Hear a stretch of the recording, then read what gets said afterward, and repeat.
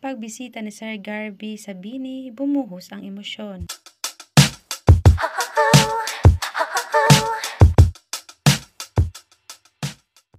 The latest update of BINI as they bloom wherever they go. Garvey o Mr. Pure Energy, personal na pumunta sa rehearsal ng BINI para makausap sila, magbigay ng payo at tips sa nalalapit na concert. It was a heartfelt conversation for both of them. Sir Garvey shared experience sa kanyang first concert noong April 1984.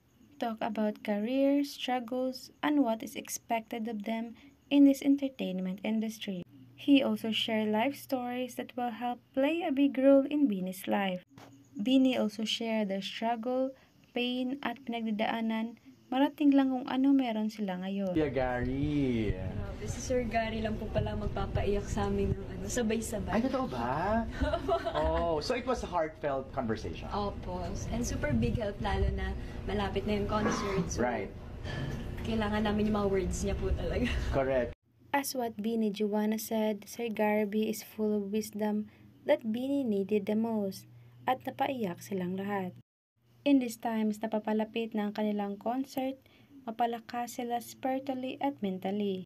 As the conversation ended, what Garvey appreciates about BINI, they are very human, genuine, beautiful inside and out. Tiwalang-tiwala din siya na handang-handa na ang BINI sa kanilang first concert, as BINI makes sure their performance is to the highest level. Sir Garvey also thinks that BINI is already world-class. BINI is grateful and overwhelmed that a well-known artist supports and believes in their talent to achieve more and make a name in this industry.